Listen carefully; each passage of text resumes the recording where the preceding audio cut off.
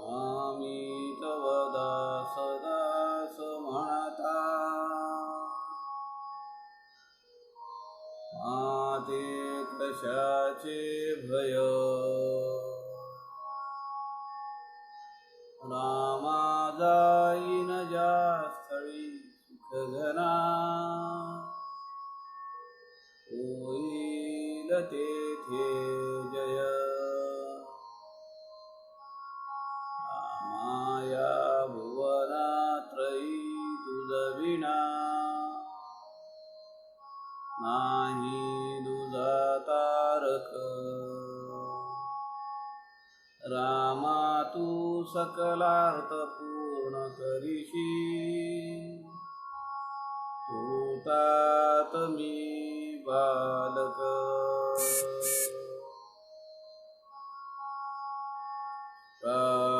सारिखे पूर्ण वैराग्य ज्याचे,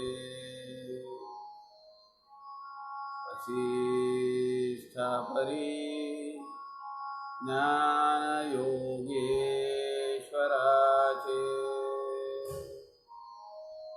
कवी वाल्मिकी सारिखा मान्य ऐसा. नमस्कार माझा सद्गुरु रामदासा. मला वाटते अंतरी त्वा वसावे, या दासबोधासी त्वा बोध व्हावे. अपत्या परी पाजवी प्रेम रसा. महाराजया सद्गुरु रामदासा. जय जय रघुवीर समर्थ, सब संतन की जय.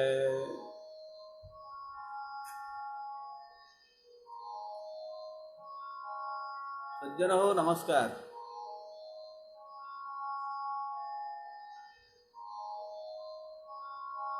समर्थ रामदास स्वामींच्या वाङ्मयावर आधारित प्रस्थानत्रयीचा आपण मागच्या 80 दिवसापासून विचार करतो आहोत. मानाचे श्लोक झाले, त्यानंतर ग्रंथराज दासबोध. आपण सध्या दासबोधातल्या 16व्या दशकातल्या समासांचं विवेचन आपण करतो आहोत, त्यावर चिंतन करतो आहोत. संत समागम या लाईव्ह फेसबुकच्या माध्यमातून आदरणीय प्रवीणजी शास्त्री यांच्या सूचनेप्रमाणे समर्थांच्या वाङ्मयाची जनसामान्यांच्या अंतःकरणामध्ये, मनामध्ये उत्कंठा निर्माण व्हावी, समर्थांचं वाङ्मय सगळ्यांपर्यंत पोचावं, या भावनेतून आपण हा सगळा व्याप करतो आहोत. काल आपण 16व्या दशकातील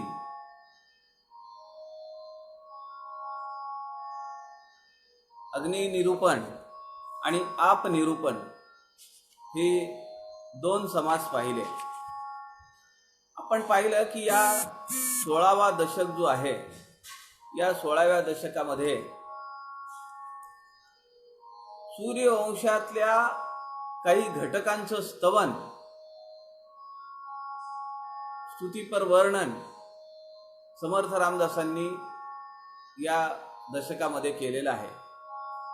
पहिला जो आपण समास पाहिला, त्या पहिल्या समासामध्ये समर्थ रामदासांनी महर्षी वाल्मिकींची स्तुती केली. कारण प्रभू रामचंद्रांचे सगळं गुणवर्णन त्यांनी रामायण या अद्वितीय ग्रंथामध्ये ते सगळं शब्दबद्ध करून ठेवलं. त्यानंतर समर्थांनी दुसरा जो समाज घेतला तो आहे सूर्यस्तवनाचा. कारण सूर्याच्या वंशामध्ये प्रभू श्रीरामचंद्रांचा जन्म झालेला आहे.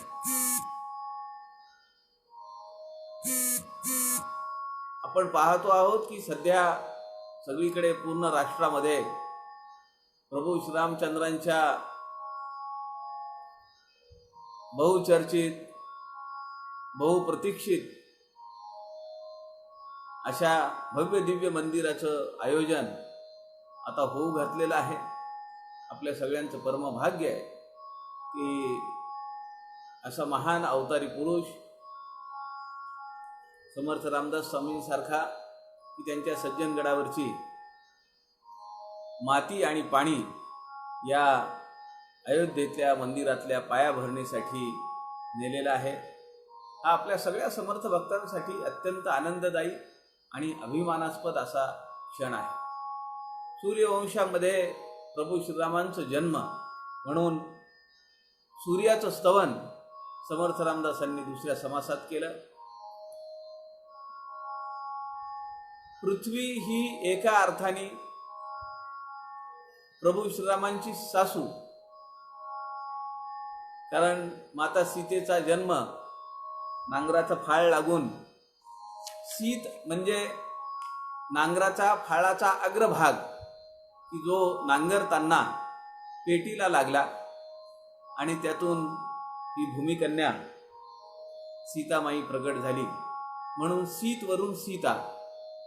त्यामुळे पृथ्वी ही प्रभू श्रीरामांची सासूबाई म्हणून पृथ्वीचं स्तवन समर्थांनी केलं. आणि त्यानंतर आपनिरूपण आपण पाहिलं. पाणी शरयू गंगा आहे अयोध्येमध्ये. समर्थांच्या जीवनामध्ये त्यांच्या आनंदी नदी होती, चाफळला मांड नदी होती, जिथं या अद्भुत अशा ग्रंथाची निर्मिती झाली. ती शिवतरघळ, त्या ठिकाणी काळ नदी आहे, पडणारा मोठा पाण्याचा प्रपात आहे. आणि समर्थांनी विश्रांती जी घेतली सज्जनगडावर, ते सज्जनगड सुद्धा उरमोडी नदीच्या काठावरच आहे. आणि आपल्या दासबोध सखोल अभ्यासाच्या संयोजिका पूजनीय अक्कास्वामी वेलणकर त्यांनी सुद्धा नांदेडला गोदावरीच्या काठी आपला देह ठेवला, सांगून देह ठेवला.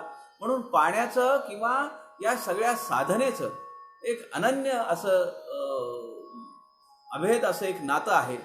आणि त्यामुळे समर्थ रामदासांनी आपनिरूपण हा एक समाज घेतला. आणि त्यानंतर समर्थांनी जो समाज घेतला तो आहे अग्नी. तसा सासूबाईंचा समाज घेतला आहे पृथ्वी निरूपणाच्या दृष्टीने, तसा समर्थांनी पहिल्याच ओळीमध्ये त्याचा उल्लेखही केलेला आहे की धन्य धन्य हा वैश्वानरू होय रघुनाथाचा श्वश्रू. प्रभू श्रीरामचंद्रांचे सासरे, कारण आपण काल पाहिलं की सीता मातेला त्यांनी अग्नीच्या स्वाधीन केलेलं होतं आणि सीता मातेची प्रतिकृती ही वनवासामध्ये त्यांच्यासोबत होती की जी रावणाने श्रीलंकेमध्ये नेली. त्यामुळे अग्नी निरूपण झालं. अग्नी निरूपणाच्या नंतर वायुस्तवन हा समास येतो. दशक 16 समास 6 वायुस्तवन. आपण पाहतो आहोत की सूर्यवंश किंवा श्रीरामांच्या संगतीनं श्रीरामांच्या जवळपासची जी काही घटकं आहेत त्या सगळ्यांचं वर्णन स्तुतीपर विवेचन संत रामदास या 16व्या दशकामध्ये करतात. वायुस्तवन म्हणजे आपल्याला माहिती आहे की वायुपुत्र हनुमान हा त्याच्या श्वासामध्ये, त्याच्या प्रत्येक कार्यामध्ये रामभक्ती, दास्यभक्ती, सख्यभक्ती, आत्मनिवेदन भक्ती या तिन्ही भक्तींचा जर कडेलोट आपल्याला पाहायचा असेल तर तो हनुमंताच्या जीवनामध्ये आपल्याला पाहायला मिळतो. आणि त्याची ते चतुरस्त्र प्रतिभा, त्याचं चपळपण, अणुमा, लघिमा या सगळ्या त्याला अवगत असलेल्या हे सगळं कौशल्य त्याच्या अंगी असलेलं कला. त्यामुळे वायूचं स्तवन, वायू आणि हनुमंत, हनुमंत हे वायुपुत्र आहेत. त्यामुळे हनुमंताचं स्तवन काय आणि वायूचं स्तवन काय, कारण दोघांचंही सामर्थ्य सारखंच आहे. समर्थांनी यामध्ये वर्णन केले की पिता पुत्राचं सामर्थ्य हे सारखंच आहे. त्यामुळे वायूचं स्तवन केलं, वायूचं स्तवन केलं, वडिलांची करुणा भागली किंवा वडिलांचं स्तवन केलं की आपोआप मुलं सुद्धा काय प्रसन्न होतात. त्याप्रमाणे समर्थ रामदासांनी या समासामध्ये वायूचं स्तवन केलेलं आहे. आणि समर्थांना हे आपल्याला सगळ्यांना माहिती आहे की हनुमंत हा अत्यंत अनन्य भक्त होता प्रभू श्रीरामचंद्रांचा. आणि वायू जो आहे तर हा समर्थ रामदासांनी दुसरं महद्भूत निवडलेलं आहे. म्हणजे आपल्याला माहिती आहे की परब्रह्मापासून, अंतरात्म्यापासून पहिलं जे महद्भूत निर्माण झालं ते आहे आकाश. आणि आकाशामध्ये वायूची झुळूक आली किंवा आकाशामध्ये वायू आला. हे दुसरं जे महद्भूत आहे तर ते आहे वायू. आणि त्यानंतर मग त्यांनी देवता निर्माण केल्या. त्या देवता निर्माण करून तो सगळ्या पिंडांमध्ये वायूचं अस्तित्व आहे. आणि पंचप्राण आणि 5 उपप्राण म्हणजे असे 10 वायूचे प्रकार आपल्या सगळ्या देहांमध्ये कार्यरत असतात. त्या वायूच्या आधारावर आपला देह चालत असतो. सगळे चलन वलन प्रसारण आकोचन हे सगळं जे घडतं तर ते सगळं त्या वायूच्या प्रभावामुळे घडतं असं समर्थ सांगतात. समर्थांनी एक फार गोड शब्द या समासामध्ये वायूचं वर्णन करताना योजलेला आहे. आणि समर्थ म्हणतात की मोठा कारभारी आहे. आपण म्हणतो की एखाद्याला जबाबदारी द्यायची आहे काही, तर आपण म्हणतो की हा कारभारी माणूस आहे, त्याला सगळं माहिती आहे, किंवा त्याच्याशी आपण बोललं म्हणजे मग सगळ्या गोष्टी आपल्या सुकर होतील, मोठा कारभारी आहे. तसं समर्थ असं म्हणतात की वायू हा मोठा कारभारी आहे, असं समर्थांनी त्याला वर्णन केलेलं आहे त्याचं. या समासामध्ये ओवी क्रमांक 24 पासून समर्थ रामदासांनी वायुपुत्र हनुमानाचं स्तवन केलेलं आहे. हनुमंताच्या जीवनामध्ये प्रभू श्रीरामाशिवाय अन्य दुसरं कुठलंही दैवत नाहीये आणि कुठलाही विषय नाहीये. त्यामुळे हनुमंत आणि त्याचा पिता वायू या दोघांमध्ये पराक्रमामध्ये कुठलीही तुलना नाही करतायत. दोघंही अतुल्य असे पराक्रमी आहेत. आणि यामध्ये हनुमंत जो आहे तर हनुमंत आपल्याला माहिती आहे की हनुमंत हे नाव कशावरनं आलं ते आपण समास भक्तांना बघूया. असा समर्थांनी वायुस्तवनामध्ये वायुपुत्र हनुमंताचं जास्त आपल्याला प्रकर्षाने आपल्या समोर ते चित्र उभा केले. कारण प्रभू श्रीरामांच्या जवळच्या व्यक्ती घटकांमध्ये हनुमंताचं स्थान हे अग्रस्थान आहे. आणि हनुमंताच्या जीवनामध्ये श्रीरामाशिवाय अन्य काहीही नाही. अहो एवढंच नव्हे, प्रभू श्रीरामचंद्र असं म्हणतात की मी अनेक जन्म घेतले तरी मला हनुमंताचे उपकार फेडता येणार नाही. म्हणजे हनुमंताचं किती अगाध असं ऋण हे प्रभू श्रीरामचंद्रांवर आहे. देवादिदेव, देवांचा सोडविता देव, पण तो हनुमंताच्या पराक्रमाला किंवा हनुमंताच्या त्या भक्तीला त्याच्यासमोर अत्यंत विनम्र झालेले आहेत प्रभू श्रीरामचंद्र. आणि ते असं म्हणतात मी अनेक जन्म घेतले तरी सुद्धा मला हनुमंताचं ऋण मला फेडता येणार नाही. समर्थांनी या समासामध्ये काही मार्मिक काही विनोदी प्रसंग सुद्धा उभे केलेले आहेत. समर्थांना हनुमंताच्या शिफ्टीचं मोठं कौतुक वाटतंय. रावणाला कसे ठोसे मारले, रावणाचं कुळ कसं उद्ध्वस्त केलं, त्यानंतर ती अशोक वाटिका कशी उद्ध्वस्त केली, हे जे सगळं आपल्याला समर्थ रामदास या समासामध्ये त्याची आपल्याला झलक ते दाखवून देतात. आपण हा जो समास आहे वायुस्तवन तो समास आपण पाहूया. दशक 16 समास 6 वायुस्तवन.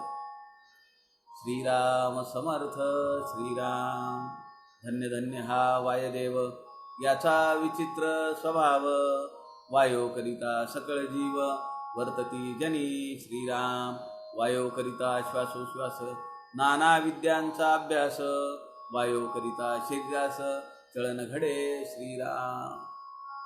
समर्थांनी या पहिल्या 2 ओव्यांमध्ये समर्थ असं म्हणतात की धन्य धन्य हा वायुदेव, जसं धन्य धन्य हा वैश्वानर रघुनाथाचा श्वशूर असं समर्थ म्हणतात, तसं धन्य धन्य हा वायुदेव. विचित्र याचा स्वभाव. काय विचित्र स्वभाव आहे? समर्थांनी वायूच्या स्वभावाला विचित्र असं विशेषण दिलं. त्याचं कारण असं आहे की सगळे जीव जे आहेत आणि या सृष्टीचं सगळं चलन वलन वायूच्या माध्यमातून होत आहे. अग्नी पसरवायचं असेल वायू सगळं करतो. सुगंध वाहून न्यायचे वायूचं काम आहे. दुर्गंधीचं वहन करायचे वायूचं काम आहे. मनुष्याला जिवंत ठेवायचे वायूचं काम आहे. म्हणून विचित्र स्वभाव असं वर्णन समर्थांनी केलेलं आहे. आणि समर्थ म्हणतात की वायोकरिता श्वासोश्वास नाना विद्यांचा अभ्यास, वायोकरिता शरीराचं चलन घडे. चलन म्हणजे चलनवलन. हे जे काही माझं बोलणं आहे, तुमचं जे काही ऐकणं आहे, हे सगळं वायूच्या माध्यमातून आहे. जर समजा निर्वात पोकळी, जर निर्वात पोकळी असेल, वायू जर नसेल, हवा जर नसेल, तर मी बोललेला शब्द तुम्हाला ऐकू येणार नाही. ते सगळं वायू घेऊन जातो. शरीराला जसं चलनवलन आहे, तसं ह्या सगळ्या सृष्टीला, चराचराच्या गतिमानतेला आधार जो आहे तो वायूचा आहे. पुढे समर्थांनी अनेक उदाहरणं दिलेली आहेत. चलन वळन प्रसारण निरोधन आणि आकोचन प्राण अपान व्यान उदान समान वायू श्रीराम नाग कुर्म कृकश वायो देवदत्त धनंजयो ऐसे हे वायोचे स्वभाव उदंड असती श्रीराम. समर्थ म्हणतायत प्रसार होणे किंवा आकुंचन होणे. आपल्याला माहिती आहे की उन्हाळ्यामध्ये आपण आपल्या मोटरसायकल मधलं, आपल्या वाहनात जे हवा असते ती आपण कमी ठेवतो. का कमी ठेवतो? कारण उन्हाळ्यामध्ये हवा ही प्रसारते, प्रसारण पावते. म्हणून ते प्रेशर आपोआप डेव्हलप होतं वाढल्यामुळे. कुकरमध्ये आपण काय करतो, आपण दररोज दैनंदिन जीवनामधलं उदाहरण घ्या तुम्ही. आपण पेटवतो, खाली आच देतो आणि कुकरमध्ये जी हवा आहे, जी पाण्याची जी वाफ होते ती पसरत जाते. म्हणून तिला सेफ्टी वॉल आहे की ती जर नाही आपण कंट्रोलमध्ये आणली तर ती भांड फोडून बाहेर येईल. त्यामुळे आकोचन आणि प्रसारण म्हणजे आकोचन म्हणजे आकुंचन. थंडीच्या दिवसामध्ये हवेचं प्रेशर हे कमी होतं, कारण हवा कमी होते, तिचं आकारमान कमी. जशी जशी हवा तापेल त्याप्रमाणे तिचं आकारमान बदलत जातं. चलन वळण प्रसारण, चालणे, वळणे, प्रसार होणे, निरोधन आणि आकोचन. निरोधन म्हणजे स्तब्धता, जैसे थे. आकोचन म्हणजे आकुंचन. हे सगळं जे होतं हे सगळं वायूच्या आधारावर होतं. आता समर्थांनी या ओवीमध्ये आणि पुढच्या ओवीमध्ये पंचप्राण आणि पंच उपप्राण यांची नावं दिलेली आहेत. प्राण, अपान, व्यान, उदान, समान हे मुख्य प्राण आहेत. आणि समर्थ पुढे म्हणतात नाग, कूर्म, कृकश, वायू हे जे देवदत्त, धनंजय हे जे आहेत हे उपप्राण आहेत. आता हे जे प्राणांची ठेवण किंवा प्राण आहेत कुठे आपल्या शरीरामध्ये हे आपल्याला समजलं पाहिजे आणि त्यांचं कार्य काय आहे हे आपल्याला समजलं पाहिजे. कारण समर्थांनी पुढे एक ओवी सांगितली आहे. ते म्हणतायत की अभ्यास सुद्धा वायूच्या आधारावरच होतो. कसा अभ्यास होतो वायूच्या आधारावर? म्हणजे जे आपण बोलतो आहोत, जी शब्दरचना वैखरी जी बाहेर पडतीये ती सुद्धा वायूच्या आधारावर आहे. मी बोललेलं तुम्हाला ऐकू येतं, तुम्ही बोललेलं मला ऐकू येतं. ह्या सगळ्या गोष्टी आहेत या सगळ्या वायूच्या आधारावर आहेत. प्राण हा जो वायू आहे हा वायू हृदयाच्या ठिकाणी असलेल्या अनाहत या चौथ्या ज्ञान चक्राच्या ठिकाणी असतो. अनाहत चक्र ही षटचक्र आपल्याला माहिती आहेत. ज्यांना योगाचा अभ्यास, जी योग साधक मंडळी आहेत, योगाचे शिक्षक आहेत, किंवा दासबोधाचा सखोल अभ्यास करणारी जी मंडळी आहेत त्या सगळ्यांना षटचक्राची माहिती आहे, कारण त्यावर या अभ्यासामध्ये प्रश्नच आहे. तर या षटचक्र भेदन आणि दर्शन नावाचं एक पुस्तक आहे, फार सुरेख पुस्तक आहे. आणि त्या ग्रंथामध्ये ही सगळी या सगळ्या ह्याच्यावर भाष्य अगदी दीर्घ स्वरूपामध्ये साकल्याने असं ते केलेलं आहे. प्राण हा वायू हृदयाच्या ठिकाणी, म्हणजे शरीराचं जर हृदय जर तुम्ही बघाल तर शरीराचं इंद्रिय एक हृदय की ज्या ठिकाणी प्रत्येक इंद्रियाला ती 6 चक्र लावलेली आहेत. षटचक्र भेदन जे आहे आणि हे 6वं जे चक्र आहे या ठिकाणी त्याला आपण ब्रह्म सहस्त्र कमलदल असं म्हणतो, ज्यामध्ये शारदा वास करून आहे किंवा तिलाच 17वी जीवन कळा असं म्हणलेलं आहे, की ज्या ठिकाणाहून एक अमृतासारखा एक स्त्राव असा पाझरत असतो आणि तो सगळ्या शरीरभर फिरतो की जो आपल्याला जिवंत ठेवतो. आता हा जो प्राण आहे हा प्राण शरीरातल्या हृदयाच्या ठिकाणी, की ज्याला षटचक्रांमध्ये जर आपण विचार केला तर अनाहत चक्र असं ज्याला म्हणतात त्या ठिकाणी राहतो. प्राणवायूमुळे दिवसाकाठी आपण 21,600 वेळा श्वासोश्वास घेतो. समर्थ म्हणतात 21,600 वेळा जपून मोजून गेली अजपा. अजपा समासामध्ये आपल्याला हा विचार येणारच आहे की आपण दिवसभरामध्ये बघा 350 वर्षापूर्वी समर्थ रामदासांनी हे डिक्लेअर केलेले आहे की मनुष्य 24 तासामध्ये 21,600 वेळा श्वासोश्वास घेतो. यालाच शास्त्रामध्ये सोहम साधना असं म्हणलं. धरिता सो सोडिता हम, जप चाले सोहम सोहम. श्वास आपण घेतो तो सा म्हणून घेतो आणि जो सोडतो उश्वास जो असतो तो हम असा होतो. हा जप आपण करतो का? तो घडतो आहे. कुणाकडनं घडतोय? त्या जीवात्म्याकडनं घडतो. साक्षी भावनेने आपल्याला हा जप पाहता आला पाहिजे. जे साधक अशा प्रकारची साधना करतात त्यांना ते भले सगळी कामं करत असतील दैनंदिन जीवनातली, प्रापंचिक जीवनातली, परंतु त्यांचं जे अखंड अनुसंधान असतं ते या सोहम साधनेकडे असतं.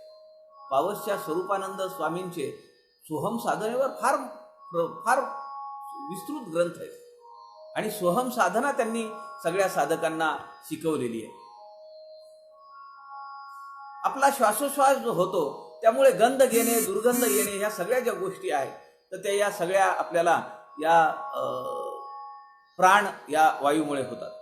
अपान हा जो दुसरा वायू आहे हा वायू उपस्थ इंद्रियाच्या ठिकाणी, इंद्रिय कुठलाही उपस्थ आहे, खाली आहे, कमरेच्या खाली, आणि त्या ठिकाणी असलेल्या स्वाधिष्ठान या चक्राच्या तिथं तो विराजमान असतो अपान वायू.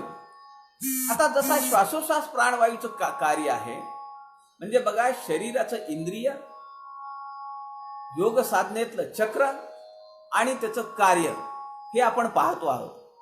तर हा अपान वायू जो आहे ते स्वाधिष्ठान चक्राच्या तिथं उपस्थ इंद्रियाच्या जागेवर तो तिथं असतो. यामुळे काय होतं तर पचनक्रिया होते, मळ बाहेर टाकण्याचं काम होतं, गॅसेस बाहेर टाकण्याचं काम होतं अपान वायू जर असेल तर. अपान वायू मध्ये जर बिघाड झाला तर ही जी मळोत्सर्गाची जी प्रक्रिया आहे, गॅस बाहेर टाकण्याची जी प्रक्रिया आहे त्याला बाधा येते. तिसरा जो वायू आहे तो आहे व्यान. आणि आमचे ग्राहक तीर्थ बिंदू माधव जोशी असं नेहमी म्हणत की आपल्या ग्राहक पंचायत संघटनेचा संघटक जो आहे तर तो या पंचप्राणांपैकी व्यान आहे, कारण तो सतत फिरत राहतो, तो सगळीकडे पुरवठा करतो. तसाच व्यान जो आहे तर तो रक्ताभिसरण आहे, ग्रंथींमधून निर्माण झालेला स्त्राव आहे तो रक्तामध्ये येतो आणि तो सगळ्या शरीरभर पोहोचवण्याचं काम हा व्यान वायू करतो आहे. हा वायू सर्वांगभर भ्रमण करतो, यामुळे देहातील सांध्यांचं चलन वलन अशा सगळ्या प्रक्रिया घडत असतात. उदान हा जो वायू आहे याचं स्थान जे आहे ते हे कंठ आहे. म्हणजे इंद्रिय कुठलं आहे? कंठ आहे. आपण पाहिलं की व्यानला सगळं शरीर भरतो फिरतो, त्यामुळे त्याला एका इंद्रिया पुरतं मर्यादित नाही करता येत. पण उदान जो आहे तो हा कंठामध्ये त्याचं स्थान असतं. आणि अन्नरसाचे विभाग करणे, त्यानंतर नाडीतून उचकी उत्पन्न करणे. उचकी जी आपल्याला लागते, आपल्याला इथून उचकी लागल्यासारखी होते बघा, तर त्याचं हे जे मूळ आहे, तर इंद्रिय जर आपण पाहिलं तर कंठ आहे आणि त्याला उचकी उत्पन्न करणे असं त्याचं हे काम आहे. त्यानंतर समान जो वायू आहे हा मणिपूर किंवा नाभी कमल, बेंबीच्या तिथं या चक्रामध्ये वास्तव्य करतो. याच्यामुळे अन्नाचं पचन होणं, शोषण होणं, रसोत्पादन होणं, मलविसर्जन होणं आणि सगळ्या रक्ताभिसरणाचं काम त्याला मदत करण्याचं कार्य आहे तो समान वायू करतो. हे झाले पंचमुख्य प्राण. आता दुसरे जे पंच उपप्राण आहेत त्यातला एक आहे नाग. या वायूचं स्थान जे आहे तर हा जो नाग वायू आहे तर त्याचं स्थान जे आहे ते सहस्त्रदल चक्रामध्ये आहे आणि ढेकर येणं हे त्याचं कार्य असं सांगितलंय. कूर्म दुसरा जो उपप्राण आहे, तर हा जो उपप्राण आहे कूर्म नावाचा, तो कंठस्थित 5व्या विशुद्ध चक्रामध्ये वास करून असतो. आणि कूर्म म्हणजे आता आपल्या डोळ्यांची जी उघडझाप होते, पापण्यांची जी उघडझाप होते, तर ती या उपप्राणाशी संबंधित आहे. त्यानंतर कृकल किंवा कृकर, समर्थांनी या ठिकाणी कर्कश असं त्याला नाव दिलेलं आहे. कर्कश समर्थांनी शब्द दिलाय, परंतु तो कृकल या उपप्राणाशी संबंधित आहे, त्याचंच नाव आहे ते. मणिपूर किंवा नाभिकमल या 3ऱ्या ज्ञान चक्रामध्ये हा स्थित असतो. आणि क्षुधा आणि तृष्णा, पाणी प्यावं वाटणे, पाण्याची तहान लागणे किंवा भूक लागणे, अन्न घ्यायचंय, जेवण करायचंय, ही भावना तो उत्पन्न करतो. तसंच शिंक येणं हे याचं कार्य आहे. देवदत्त हा एक उपवायू आहे आणि हा जो उपवायू आहे हा हृदयाजवळील अनाहत चक्राच्या तिथं बसलेला असतो आणि याचं सुद्धा जांभई देणं, झोप लागणं असं हे त्याचं काम आहे.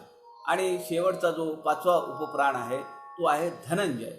हा लिंगाच्या स्थानी स्वाधिष्ठान चक्रामध्ये हा त्याचं भ्रमण अवस्थेमध्ये हा असतो आणि शरीराला पृष्ठ करणं, त्यानंतर मृत्यूनंतरही काही काळ राहून प्रेताला आपण पाहतो की काही प्रेत जे शरीर असतात, मृत शरीर, ते वायूमुळे फुगतात. तर त्यामध्ये अनेक जीवाणू जे असतात, बॅक्टेरिया वगैरे, हे त्यांचं कार्य चालू करतात आणि त्यामुळे अनेक गॅसेसमध्ये तयार होतात. परंतु हे गॅसेस तयार होण्याचं जे कार्य आहे, तर हे कार्य हा धनंजय वायू करतो आणि शब्द उत्पत्तीचं काम सुद्धा धनंजय वायूकडनं होतं. असं पंचप्राण आणि पंच उपप्राण समर्थांनी या समासामध्ये त्यांचं वर्णन केलेलं आहे. समर्थ पुढे म्हणतात, वायो ब्रह्मांडी प्रगटला, ब्रह्मांड देवता सपुरवला, तेथून पिंडी प्रगटला, नाना गुणे श्रीराम, स्वर्गलोकी सकळ देव, तैसेची पुरुषार्थी दानव, मृत्यूलोकीचे मानव, विख्यात राजे श्रीराम, नरदेही नाना भेदे, अनंत भेदाची श्वापदे, वनचरे जळचरे आनंदे, क्रीडा करीती श्रीराम. आता हा जो वायू आहे हे दुसरं पंचमहाभूत आहे, महद्भूत. पहिला आहे आकाश. अंतरात्म्याच्या नंतर, परब्रह्माच्या नंतर, म्हणजे परब्रह्म आपल्याला, आपण सृष्टी निर्माणाची क्रिया अनेक वेळा पाहिलेली आहे. त्यामध्ये आकाश हे पहिलं महद्भूत तयार झालं. आकाशानंतर वायू हे दुसरं महद्भूत तयार झालं. वायू तयार झालं म्हणजे काय की ते त्या आकाशामध्ये, जशी आत्ता वाऱ्याची झुळूक येते आपल्याला जाणवतं. आपण एखाद्या हॉलमध्ये किंवा गॅलरीमध्ये संध्याकाळच्या वेळी बसलेलो असतो आणि अशी वाऱ्याची झुळूक आपल्या अंगाला स्पर्श करून जाते, आपल्याला आल्हाददायक वाटतं. ते कुणी पाठवली ही झुळूक, कशी काय आली, तर ती उत्पन्न होते. तसं समर्थ म्हणतात की या परब्रह्माच्या अधिष्ठानावर पहिलं महद्भूत जे आहे आकाश निर्माण झालं, त्यामध्ये वायू आला आणि तेथून पिंडी प्रगटला नाना गुणे. सत्व रज तम 3 या गुणांसहित तो पिंडामध्ये अवतरला, देहांमध्ये अवतरला. मग तो देवांमध्ये सुद्धा तो कार्यरत आहेच आहे. देवांचं सुद्धा जीण त्या वायूवर अवलंबून आहे. आपल्याला पुढे त्याचा संदर्भ समर्थांनी दिलेला आहे. देव सुद्धा परेशान झाले, देव सुद्धा मृत्यू येतो का काय अशी अवस्था झाली देवांची. एक काळ असा आला, स्वर्गलोकी स्वर्गामध्ये सगळ्या देवांना आणि तैसेची पुरुषार्थी दानवांमध्ये, राक्षसांमध्ये, सूर, असुर, मानव, देव, दानव या सगळ्यांच्या पिंडामध्ये वायूचं स्थान आहे. नरदेही नाना भेद. पुरुष म्हणून नुसतं चालेल का? अनेक भेद आहे. स्त्री पुरुष हा भेद आहे, उंची कमी जास्त आहे, हे सगळे भेद आहेतच त्यामध्ये. वनचरे जळचरे आनंदे क्रीडा करीती. सगळे चत्वार खाणी जे आहेत, या सगळ्या ज्या आहेत तर या वायूच्या अधिष्ठानावर कार्य करत असतात. फिरतात, हिंडतात, बोलतात, खेळतात, क्रीडा करतात, आनंद घेतात. हा सगळा वायूमुळे होतो आहे असं समर्थ सांगतात. त्या समस्तामध्ये वायू खेळे, खेचर कुळ अवघे चळे, उठती वन्नीचे उबाळे, वायो करिता श्रीराम. आपण पाहतो पक्षी विहंगम मार्गाने फिरत राहतात, आकाशामध्ये संचार करतात. कशाच्या बळावर करतात? त्यांच्या शरीरामध्ये अनेक वायुकोश आहेत आणि ते जेव्हा हवा घेतात पंखानी, तर त्या पंखाच्या साहाय्याने ते वायुकोश भरून घेतात आणि वायूचं प्रमाण झाल्यामुळे त्यांची जी जडत्व आहे ते तेवढ्या पुरतं कमी होतं आणि त्या वायूच्या आधारावर ते फिरत राहतात सगळीकडे. समर्थ म्हणतात खेचर कुळ म्हणजे पक्ष्यांचं कुळ. अनेक प्रकारचे पक्षी आहेत.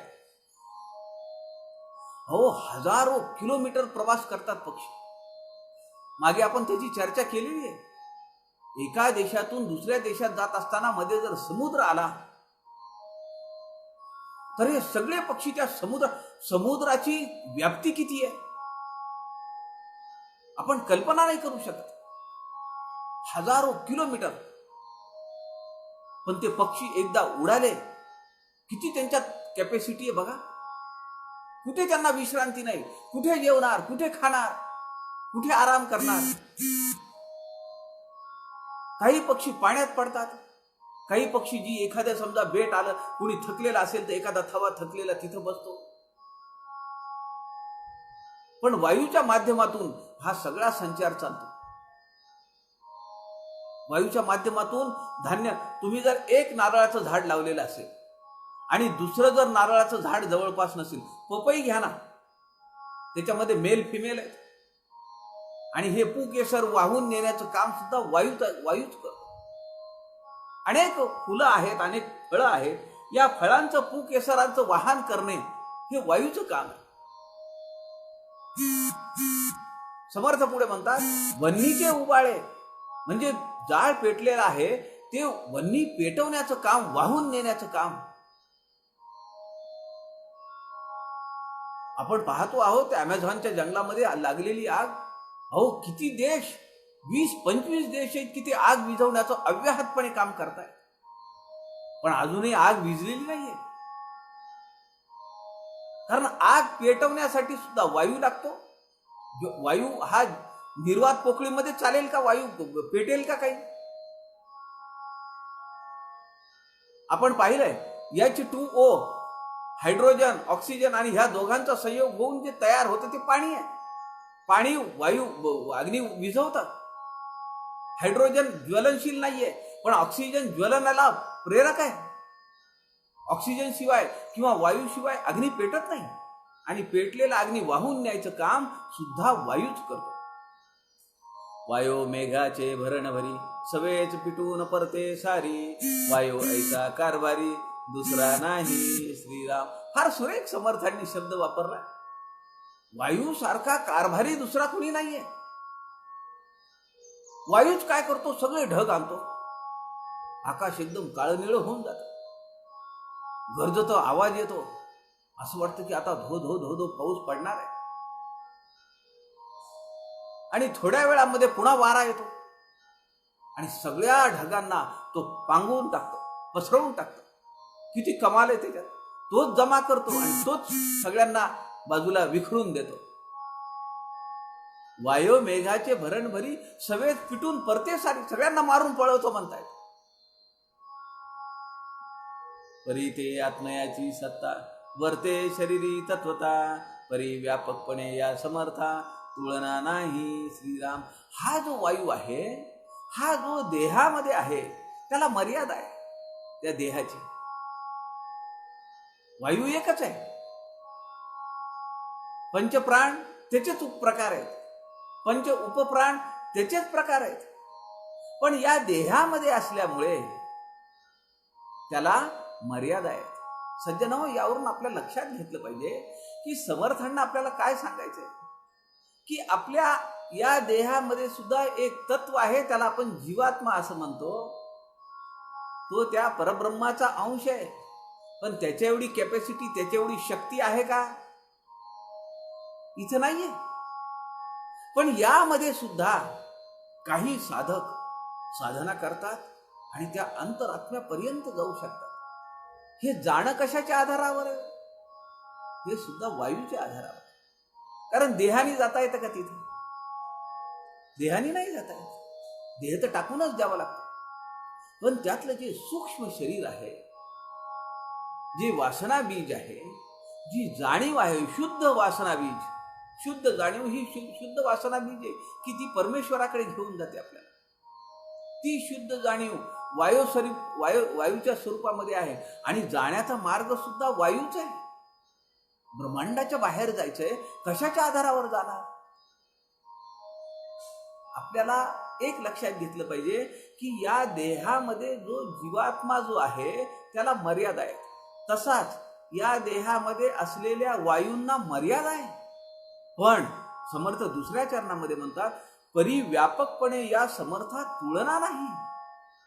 पण तो जो सृष्टीतला वायू आहे त्याची तुलना नाही करता येत. त्याला उपमा देता येत नाही, त्याला आपल्याला रोखता येत नाही, अडवता येत नाही. त्याची कॅपॅसिटी, त्याची शक्ती फार मोठी आहे. अहो, झाडाच्या झाडं उन्मळून पडतात, आपल्याला माहिती आहे. त्याला तुलना नाहीये. समर्थ म्हणतायत की हा शरीरामध्ये जे आत्मतत्व आहे तोच अंश परब्रह्म तत्व आहे. शरीरामध्ये जे वायू आहे तोच हा वायू स्वरूप आहे की जे दुसरं महत्भूत आहे. पण त्याची शक्ती किती येते तिथं त्या ठिकाणी. गिरीहून दाट फौजा मेघ उठिले लोक काजा, गर्द गर्दो तडक विजा वायो बळे श्रीराम. आता वायूचं समर्थ वर्णन करत आहे. जसं ढगांना जमवलं, ढगांना पिटाळून लावलं, तसं मेघ उठिले लोक काजा. लोकांच्या कामासाठी मेघांचं तो पाणी पाडायला लावतो.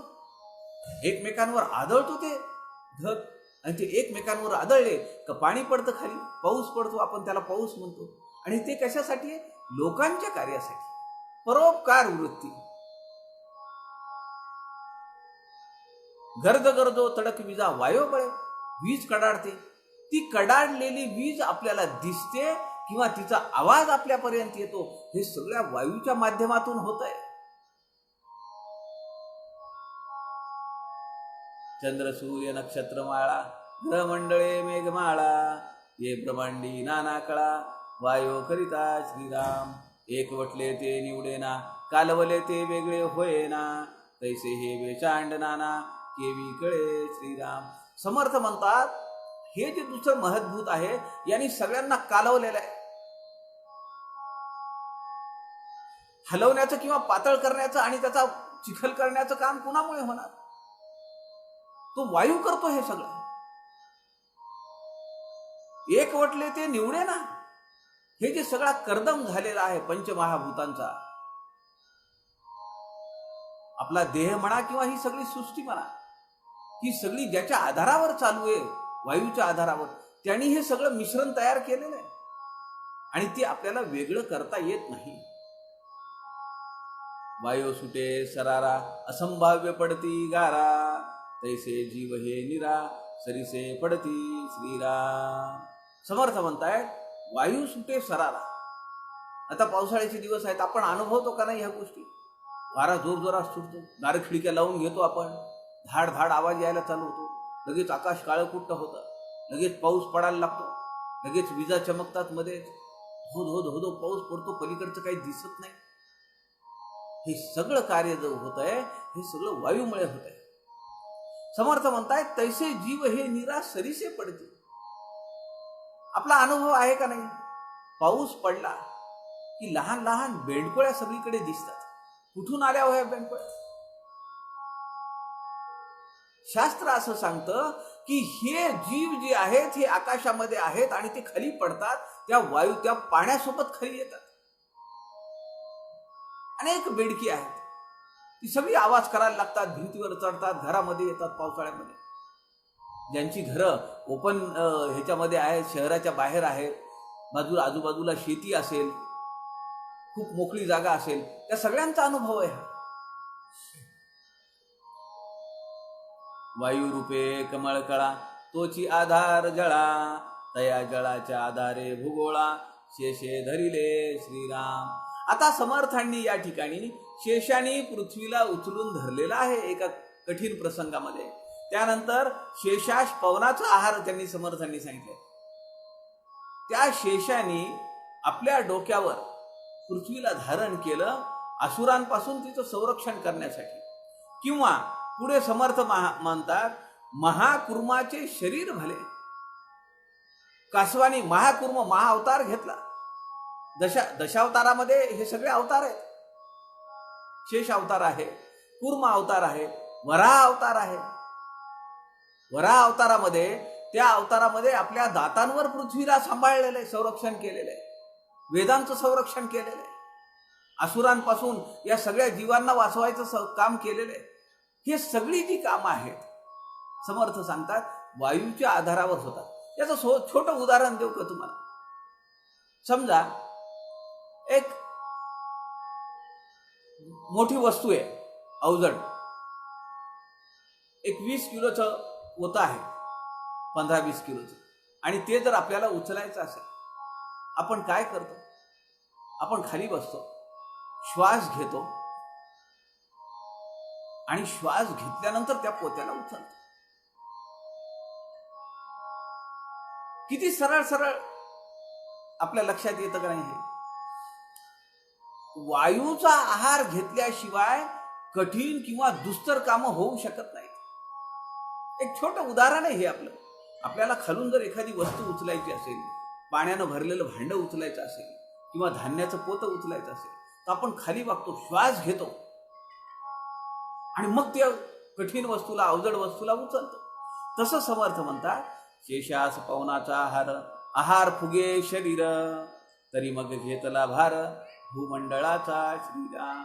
महाकुर्माचे शरीर भले कासव, ते नेणो ब्रह्मांड पालथे घातले, एवढे शरीर ते राहिले वायोचेनी श्रीराम. वारा हे आपुले दंती. वराह अवतारामध्ये आपल्या दातांवर पृथ्वीला सांभाळलंय. पृथ्वीचं वजन घ्यायचंय काय साधीसुधी गोष्ट आहे का? वारा हे आपुले दंती, पृथ्वी धरिली होती, तयाची एवढी शक्ती वायू बळे श्रीराम. ब्रह्मा विष्णू महेश्वर, चौथा आपण जगदेश्वर, वायो स्वरूप विचार विवेकी जाणती श्रीराम. समर्थ म्हणतायत याच वायूनी ब्रह्मांडामध्ये प्रवेश केला आणि त्यानंतर त्रिगुणांसोबत त्यांनी पंचमहाभूतांच्या आधाराने यांचं मिश्रण करून देवांना तयार केलं. ब्रह्मा विष्णू महेश हे वेगवेगळ्या गुणांचे अधिष्ठानावर आहेत. रजोगुण ब्रह्मा, सारखी चळवळ, निर्माण करणे निर्माण करणे निर्माण करणे, क्षेम कल्याण भरण पोषण. सत्वगुण विष्णू, आणि मग जेव्हा सगळा अतिरेक होईल तेव्हा जो प्रलय करायचा आहे, नाश करायचा आहे, खेळ मोडून टाकायचा आहे, सगळं भस्म करायचं आहे, तेव्हा तमोगुणाचा अधिष्ठानावर कार्यरत असणारा रुद्र, ब्रह्मा विष्णू महेश असे हे 3 देवता सुद्धा वायूच्या आदेशावर आणि वायूच्या अधिष्ठानावर चालतात. मग पुढे समर्थ म्हणतात 33 कोटी सुरवर 88 सहस्त्र ऋषेश्वर सिद्धयोगी भारे भार वायो करिता श्रीराम. सगळे सिद्ध साधक ऋषी मुनी देव दानव मानव या सगळ्यांचं जे कार्य आहे तर हे सगळं या वायूच्या आधारावर चाललेलं असतं. भूते देवते नाना शक्ती वायुरूप त्यांच्या व्यक्ती नाना जीवनेनो किती भूमंडळी श्रीराम.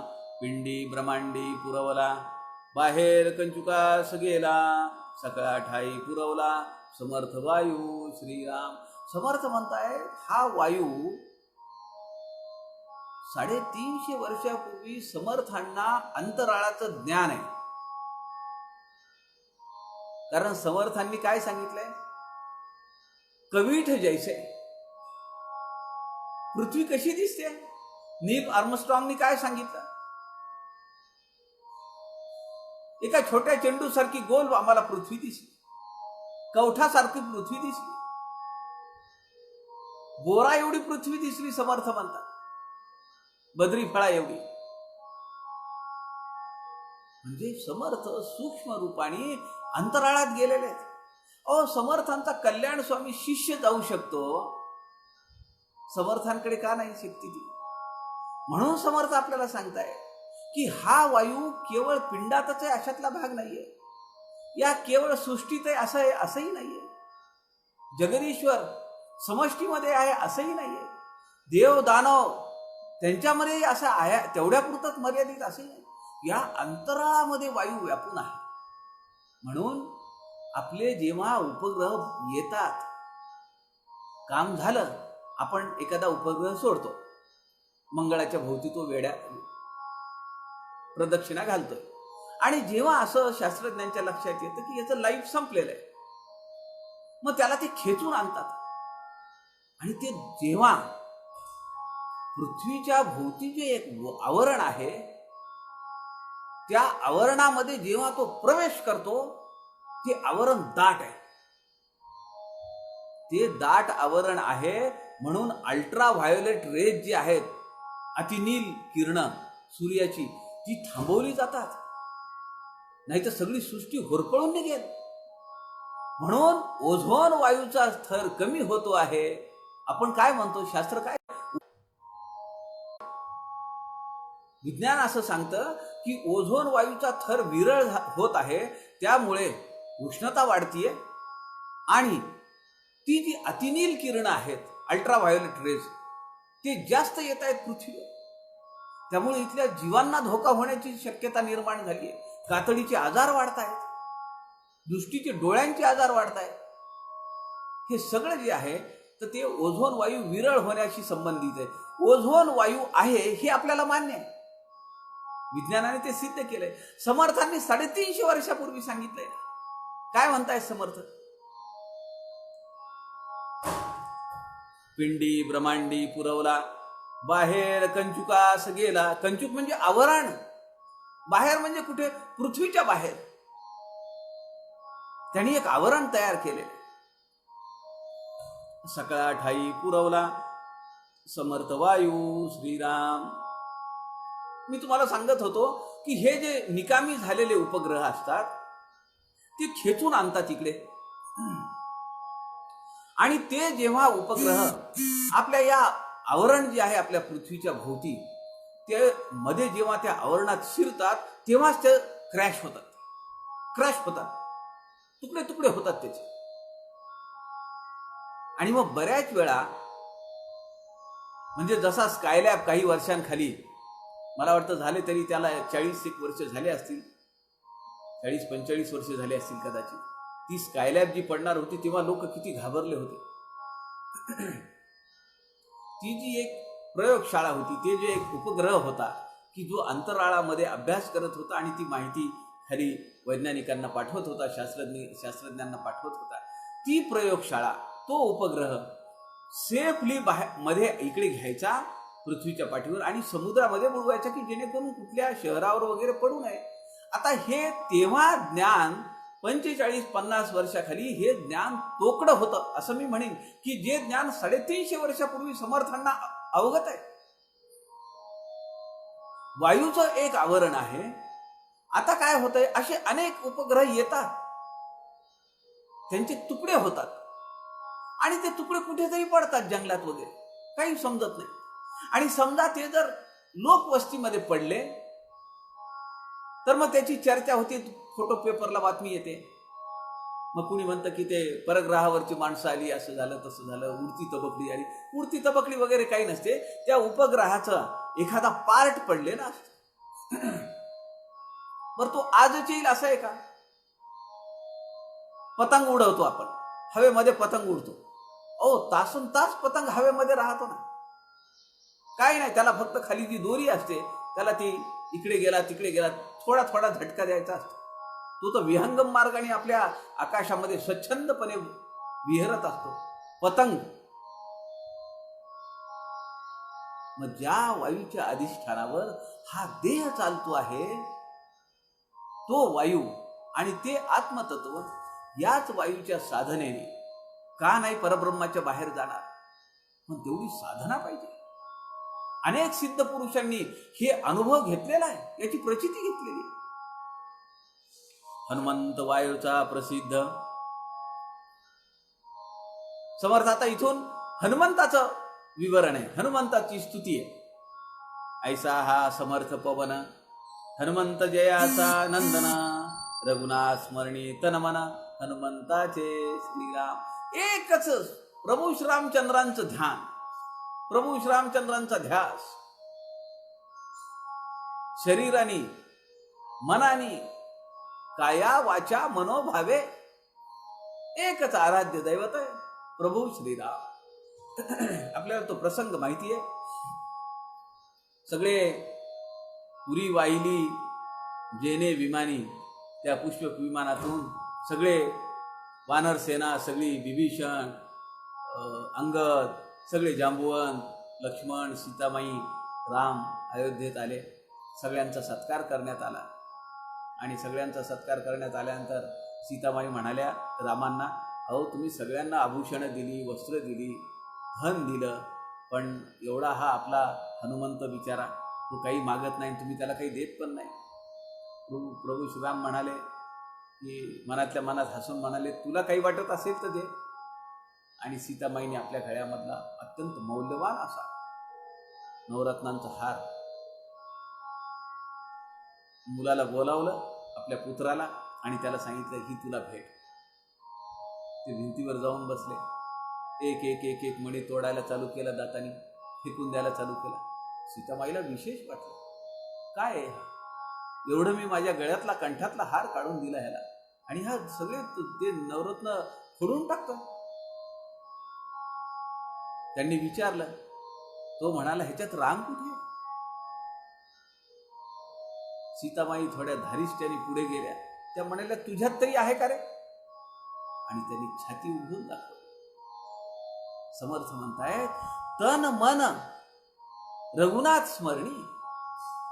ते सगळं शरीर आपलं काया वाचा मनोभावे तो आपल्या सद्गुरूंना, प्रभू श्रीरामांना तो शरण गेलेला आहे. अनन्य सेवक आहे, अनन्य दास आहे, अनन्य भक्त आहे, त्यांचा सखा आहे, मित्र आहे, सगळं येतो. आत्मनिवेदन भक्तीमध्ये तरबेज असलेला हा हनुमंत. म्हणून समर्थांनी या ठिकाणी वायुस्तवनाच्या निमित्ताने हनुमंताचं वर्णन केलेलं आहे. हनुमंत जयाचा नंदना, त्या वायूचा नंदन आहे, मुलगा आहे. हनुमंत नाव कशावरनं पडलं? हनुमत, हनु म्हणजे हनवटी, आणि ती मत म्हणजे फुटलेली. आपल्याला माहिती आहे की हनुमंत जेव्हा अत्यंत बाल स्वरूपामध्ये होते आणि त्यांनी पाहिलं की आकाशामध्ये सूर्य आलेला आहे आणि ते सकाळचं गोंजीरवाणं ते ऑरेंज कलर त्यांना दिसला आणि त्यांना वाटलं की अरे हे काही फळ आहे का काय खाण्यासाठी. म्हणून हनुमंतांनी छलांग मारली पृथ्वीवरून आणि ते निघाले सूर्याकडे, त्याला खाण्यासाठी, ते फळ खाण्यासाठी. म्हणून सूर्याला भीती वाटली, हे काही आता आपल्याला ठेवणार नाही. ते धावत धावत इंद्राकडे गेले. ते म्हणाले, अहो मला ती गिळून टाकील आता. इंद्राने मागचा पुढचा विचार केला नाही, आपल्या हातातलं वज्र जे अस्त्र होतं ते फेकून मारलं. सूर्याच्या जवळ हनुमंत पोचलेले आहेत आणि वज्राचा घाव बसला हनुवटीवर. हनुवटी फुटली त्या वज्राच्या आघाताने हनुमंत खाली कोसळले. खाली कोसळल्यानंतर वडिलांना राग आला. वायुदेवतेला, माझ्या पुत्राला मारलं, कुणाची विषाद आहे, माझ्या पुत्राला मारलं. वायूला राग आला, वडिलांना राग आला की आपल्या पुत्राला कुणीतरी मारलंय. समर्थ पुढे म्हणतात, हनुमंत वायूचा प्रसिद्ध, तो एकदम प्रसिद्ध आहे. वायू आणि हनुमंत दोन्ही प्रसिद्ध आहेत, प्रसिद्ध पुत्र आहे. पित्या पुत्रास नाही भेद.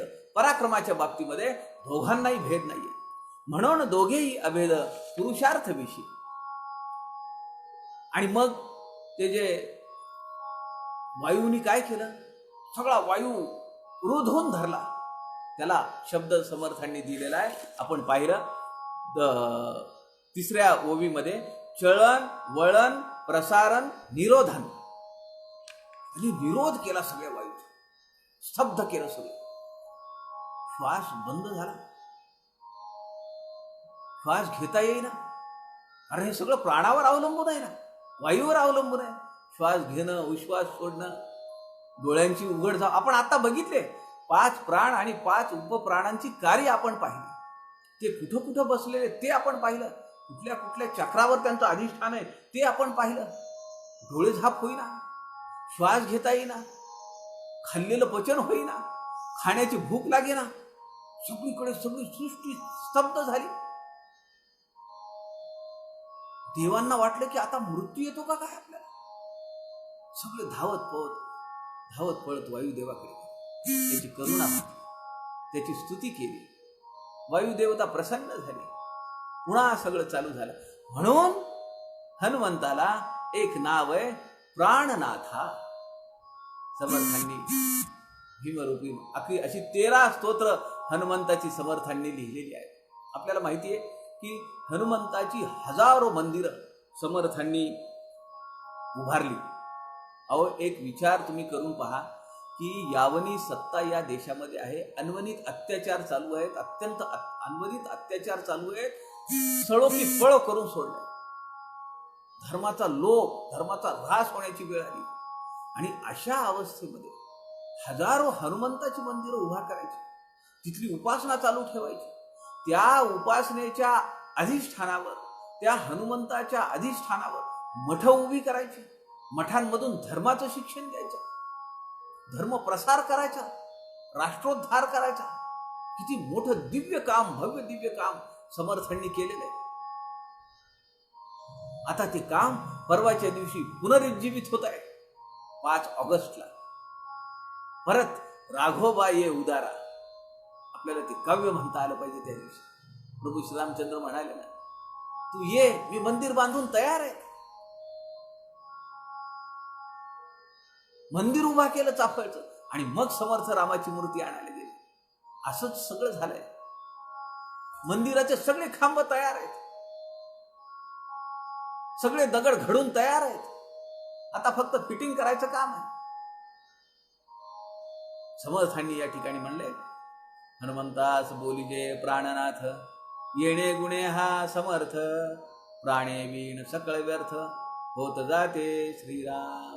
मागे मृत्यू आला हनुमंता, तेव्हा वायो रोधला होता, सकळ देवास अवस्था, प्राणांत मांडले श्रीराम. मी जे तुम्हाला आता सांगितलं ते मागे म्हणजे लहानपणी.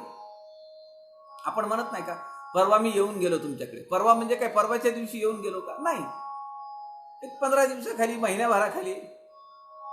ही बोलण्याची पद्धत आहे. म्हणून समर्थ म्हणतात मागे मागे मृत्यू आला हनुमंता. मृत्यू आला का हनुमंताला? वाटलं वायूला, अरे माझा मुलगा खाली पडलाय, जमिनीवर मूर्छित होऊन पडलाय, कुणी मारलं माझ्या मुलाला. म्हणून वायूला राग आला. तेव्हा वायू रोधला होता. तेव्हा वायू देवतेने सगळी सृष्टी अवरोधून धरली. चलन वलन सगळं बंद पडलं, श्वासोश्वास बंद पडले.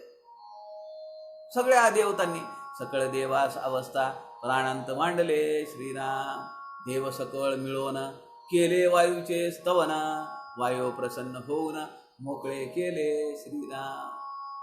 वडिलांनी जसं देवादिकांना मोकळं केलं तसं हनुमंतानी सुद्धा मोकळं केलं का नाही? रावणाच्या कस्टडीतून सगळे देव बंदी केले होते. म्हणून प्रतापी थोर हनुमंत ईश्वरी अवतार, याचा पुरुषार्थ सुरवर पाहतची राहिले श्रीराम. अनेक देवदेवतांनी त्याचा पुरुषार्थ पाहून ते आश्चर्यचकित झालेले. कुठून बळ आलेलं आहे? देव कारागृही होते हनुमंते देखिले औचिते, संवार करुनी लंके भोवते विटंबुनी पाडिले श्रीराम. हनुमंते देखिले औचिते. हनुमंताला काही माहिती होतं का? तो लंकेत गेला, त्याला काय माहिती होतं तिथे? पण बुद्धिमतां वरिष्ठम, चतुरता किती आपल्याला सगळ्यांना माहिती. पण त्यांनी सगळी जी कामं केली कुठेही स्वार्थ नाहीये. वालीचा स्वार्थ आहे, पण ते त्याचा मंत्री म्हणून काम केलं. सीतेला परत आणण्याचा स्वार्थ आहे, दूत म्हणून गेला. किती कामं केलेली आहेत हनुमंताने, पण स्वार्थ आहे का त्याच्यात? काही स्वार्थ रहित लोकोपकारासाठी काम करत राहणं, आपल्या सद्गुरूंसाठी काम करत राहणं, आपल्या उपास्य देवतेसाठी काम करत राहणं, हा गुण आपण हनुमंताकडनं घेतला पाहिजे. आणि असं जर आपण काम केलं तर चिरंजीव करून सोडतात भगवान. त्याचं दर्शन होतं का नाही आपल्याला? आजही जिथे जिथे रामकथा चालू असेल तिथे तिथे एक आसन मांडलेलं असतं. काय भावना आहे त्याच्या पाठीमागची? हनुमंत येणार आहेत, हनुमंत आलेले आहेत, हनुमंत विराजमान आहेत. एक आसन हनुमंतासाठी. देव कारागृही होते म्हणजे आता हे सगळं रावणाच्या श्रीलंकेतलं वर्णन समर्थ सांगतायत. देव कारागृही होते हनुमंते देखिले औचिते, संवार करुनी लंके भोवते विटंबून पाडिले श्रीराम. ते सगळे देव कारागृहामध्ये आहेत, बंदिवासामध्ये आहेत. हे हनुमंतानी पाहिलं तिथं लंकेत गेल्यानंतर. केविल वाणी अवस्था आहे देवांची. कुणाला काय काम सांगितलंय, कुणाला काय सांगितलंय. हो, खुद्द गणपतीला गाडो ओळायचं काम दिलेलं आहे म्हणे. त्या शनीला तर पालथा टाकलाय तिथं. त्याच्यावर पाय ठेवून सिंहासनावर बसत होता हा रावण. आपण रामायणामध्ये पाहिलं की त्याची किती त्याच्याकडे शक्ती, अफाट शक्ती होती. अनेक शस्त्र, अनेक अस्त्रांनी सज्ज असा हा रावण होता. संवार करुनी लंके भोवते विटंबून पाडिले श्रीराम. लंकेची किती विटंबना केली त्या मूर्खांच्या लक्षात येईना.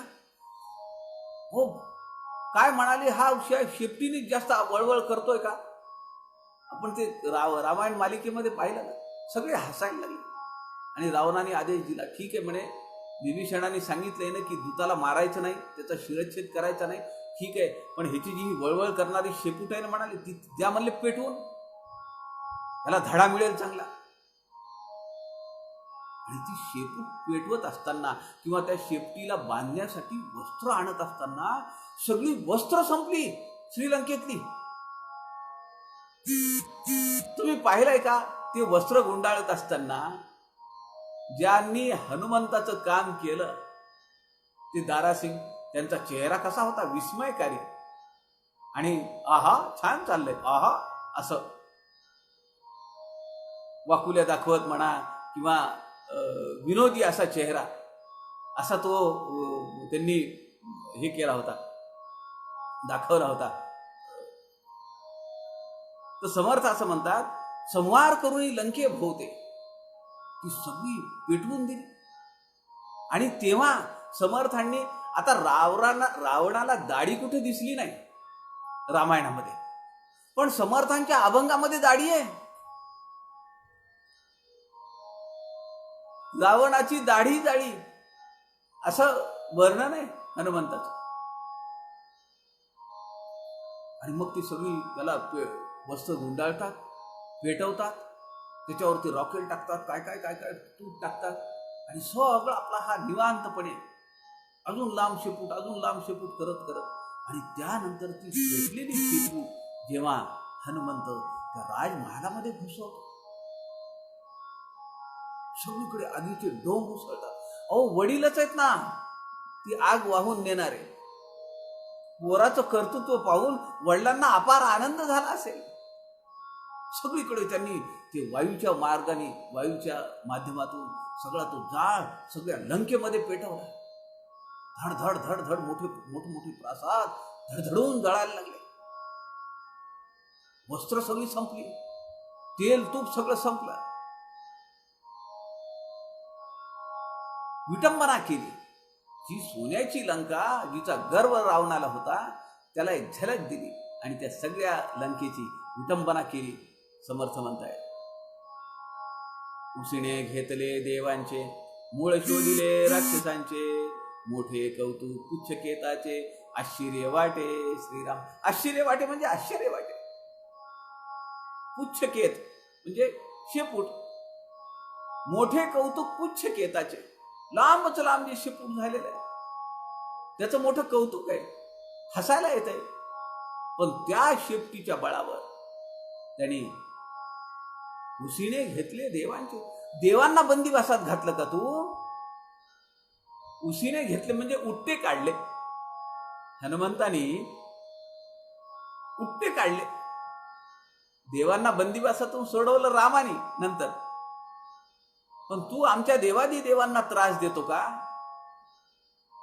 म्हणून उसीने शब्द हा वापरलाय. उट्टे काढले देवांना दिलेल्या त्रासाचे, देवांना बंदी केलेल्या त्या दुष्कर्माचे. हनुमंतानी त्या लंकेला जाळून उद्ध्वस्त करून त्याचं उट्ट काढलं. मूळ शोधिले राक्षसांचे. आणि त्या बळावर, या शेपटाच्या बळावर राक्षसांचं मूळ काय काय भांडार कुठं आहेत, हे कुठे बसतात, यांचा दारुगोळा कुठे आहे, यांची शस्त्रास्त्र ग्रह कुठे आहे, हे सगळं हनुमंतानी पाहिलं नाही की ज्याचा उपयोग नंतर रामाने युद्ध करताना झालेला आहे. कुठं काय आहे, कुठं काय आहे. इंद्रजित कुठे जातो तेव्हा सुद्धा हनुमंत सहाय्यकारी झालेला आहे. सगळी लंका त्यांनी पाहिलेली आहे. यांचं देवघर कुठे आहे, ते महादेवाचं मंदिर कुठे आहे,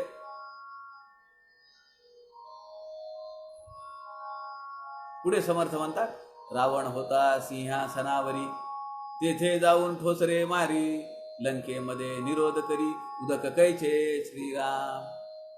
आता रावण उच्चासनावर बसलेला आहे. समर्थ काय म्हणताय की रावण होता सिंहासनावरी, तेथे जाऊन ठोसरे मारी. सगळीकडे हाहाकार माजलेला आहे. सगळे लोक इस्ततः पळतायत, इतस्तः पळतायत, जिकडे वाट मिळ, कारण जळतंय ना सगळं, कुठे जाणार. जीव वाचवण्यासाठी सगळे राक्षस इकडे तिकडे पळतात. त्याचा फायदा घेऊन हनुमंत त्या सिंहासनापर्यंत गेले आणि त्यांनी ठोसे लगावले विभीषणाला. माझी शेपूट जळत होती, बघ आता काय झालंय ते. लंकेमध्ये निरोध करी, उदक कैचे श्रीराम. आणि आपल्या वडिलांना विनंती केली, कारण दोघही पराक्रमी, अतुल पराक्रमी, तुल्य बळ आहेत. स्वतः हनुमंतानी आपल्या वडिलांच्या अधिष्ठानावर, वडिलांच्या कृपेवर, वायुदेवतेच्या कृपेवर सगळ्या लंकेमध्ये विरोध केला आणि श्वास घ्यायला मिळाला. पाण्यामध्ये एक ऑक्सिजन घटक आहे, H2+O बरोबर H2O म्हणजे पाणी. त्या ऑक्सिजनचा निरोध केला. आता पाणी कुठे? उदक कायचे ते पेट विझवताय, ते विझवायला पाणीच नाहीये. सगळं पाणी रोखून ठेवलं, पाणी दिसेच ना. देवास आधार वाटला, मोठा पुरुषार्थ देखिला, मनामध्ये रघुनाथाला करुणा करीती श्रीराम. ज्या देवांनी मागे एकदा आमचे प्राण वाचवा वायुदेवा म्हणून वडिलांकडे गाराने नेलं होतं, वडिलांच्या कृपेने सगळ्या देवांना जिवंत पण लाभलं होतं, तीच परिस्थिती आज देवांच्या ह्याच्यावर आली. आणि देवांनी हनुमंताची करुणा भागली की अरे म्हणाले आम्ही बंदिवासामध्ये आहोत, हे सगळं पेटलेलं आहे इकडे, आम्हाला तरी त्याचा त्रास होऊ देऊ नको. तू सगळी जंका जाळून टाक, आम्हाला काही घेणं देणं नाही त्याच्याशी. पण आता आम्हाला, कारण तू सगळा वायू रोधून ठेवलास, त्यामुळे आमचा श्वासोश्वास घेणं सुद्धा पुन्हा आम्हाला आमचा प्राणांत जातो, प्राणांत होतो का काय, अशी वेळ आणली असते. ते त्यांनी परत हनुमंताची स्तुती केली, त्याची करुणा भातली आणि देवास आधार वाटला. मोठा पुरुषार्थ देखील मनामध्ये रघुनाथाला करुणा केली. रघुनाथ त्यांनी विचार केला की म्हणले हे सगळं जे काम आहे ते हे प्रभू श्रीरामचंद्रांसाठी आहे आणि आपल्याला सोडवण्यासाठी त्याचा जन्म झालेला आहे, त्याचा हा दास आहे, त्याचा आपण त्याची काळजी घेतली पाहिजे हनुमंताची. म्हणून रघुनाथाच्या प्रती, प्रभू श्रीरामचंद्रांच्या प्रती त्यांच्या मनामध्ये, त्यांच्या अंतःकरणामध्ये कारुण्य भाव दाटून आला. आपल्या अंतःकरणामध्ये आज उद्या परवा असा रघुनाथाच्या विषयी कारुण्य भाव दाटून आला पाहिजे. कारण 3 दिवसांनी 5 तारखेला आमचे प्रभू श्रीरामचंद्रांचं एक अतिभव्य दिव्य मंदिर असं या देशामध्ये अयोध्या नगरीमध्ये त्यांच्या जन्मस्थळी उभा राहण्याचा संकल्प, पायाभरणीचा कार्यक्रम होणार आहे. आता देवाचा आधार जसा वाटला तसा आपल्या सगळ्यांना, कारण आपले आराध्य हे समर्थ रामदास, समर्थांचा आराध्य प्रभू श्रीरामचंद्र, आपल्याला सुद्धा मोठा आधार वाटला पाहिजे की आमचा राम येतो आहे. ती अवस्था जी त्या बंदिवासात असलेल्या देवतांची होती, ती अवस्था आपली झालेली आहे. त्या दृष्टीनं आपण पुढचे 3 दिवस अनुभवले पाहिजेत. देवाचा आधार वाटला, मोठा पुरुषार्थ देखिला, मनामध्ये रघुनाथाला करुणा करीती श्रीराम. दैत्यावघे संवारिले, देव तत्काळ सोडिले, प्राणी मात्र सुखी झाले, त्रैलोक्यवासी श्रीराम. देव तत्काळ सोडिले म्हणजे लगेच सोडले का? पण आता सुटल्यातच जमायत. रामचंद्रांचा एक दूत येतो आणि तो सगळ्या लंकेला ध्वस्त नष्ट करून टाकतो. जी लंका अभेद्य आहे, देवादिकांना सुद्धा जिथं प्रवेश मिळत नव्हता परवानगी घेतल्याशिवाय, किंवा ज्या देवादिकांना बंदिवासात टाकलेलं होतं, काय तिची ताकद आहे, काय शक्ती आहे, काय सिद्धी आहे रावणाकडे. पण अशा रावणाला, अशा राक्षसांच्या कुळ दैत्य अवघे संवारले, उद्ध्वस्त करून टाकलं सगळं. देव तत्काळ आता त्यांना सोडण्याची प्रक्रिया चालू झालेली आहे. समर्थ दासबोधामध्ये म्हणतात, दासबोधाच्या अभ्यासाने क्रिया पालटे तत्काळ. तत्काळ म्हणजे आमची तत्काळ क्रिया पालटली का? आता मी तर 20-22 वर्ष झाले समर्थांच्या वाङ्मयाचा अभ्यास करतोय, समर्थांच्या चरित्राचा अभ्यास करतोय, पण क्रिया काही पालटत नाही. पण समर्थांनी शब्द वापरलाय तत्काळ, म्हणजे सुरुवात झालेली असं म्हणायला हरकत नाही. प्राणी मात्र सुखी झाले, त्रैलोक्यवासी श्रीराम. राम इथे येणार आहे या भावनेच आपल्या मनाला अपार आनंद आहे. तसा हनुमंतांनी हे जे अमोघ कर्तृत्व केलं, या कर्तृत्वातून एक संदेश तिथे गेला की प्रभू श्रीरामचंद्र या ठिकाणी येणार आहेत. आणि त्यामुळे देव, दानव आणि मानव सगळे त्रैलोक्यवासी अत्यंत सुखी झाले. माणसं सुखी झाली का? प्राणी मात्र सुद्धा सुखी झाले, कारण भगवंत येणार आहे. इति श्री दासबोधे गुरु शिष्य संवादे वायो सवन निरूपणाम समास 6वा श्रीराम. सज्जन हो, वायू स्तवन आपण पाहिलं. समर्थ रामदासांनी या 16व्या दशकामध्ये या 6 समासापर्यंत सूर्यवंशातले जे घटक आहेत त्यांचं स्तवन केलेलं आहे. आता एक समास आहे की तो महद्भूत निरूपण आहे, आणि तो सुद्धा या पंचमहाभूतांपैकी एक आहे. तो समास आपण उद्या घेऊ. आज रक्षाबंधनही आहे. आपल्या सगळ्यांची रक्षा व्हावी, आपल्या सगळ्यांचं रक्षण व्हावं असं रक्षासूत्र आपण आपल्या आराध्य समर्थ रामदासांना बांधलं पाहिजे. समर्थ रामदासांच्या माध्यमातून ते रक्षासूत्र प्रभू श्रीरामचंद्रांच्या चरणांपर्यंत जाईल आणि सगळ्यांच्या हृदयस्थ परमेश्वराला, सगळ्यांच्या या जीवात्म्याने ज्या देहाला धारण केलेले त्या पंचमहाभूतिक देहाला सुद्धा एक समाधान मिळावं, आनंद मिळावं. लॉकडाऊनच्या परिस्थितीमध्ये उद्वेग, चिंता, हे जे काही प्रश्न निर्माण झालेले आहेत हे सगळे साकल्याने ते हळूहळू विरत जावेत अशी प्रार्थना समर्थांच्या चरणी करूया. आपल्या सगळ्यांच्या हृदयस्थ परमेश्वरास वंदन करतो. आजची झालेली सेवा समर्थांच्या चरणी अर्पण करतो. जय जय रघुवीर समर्थ.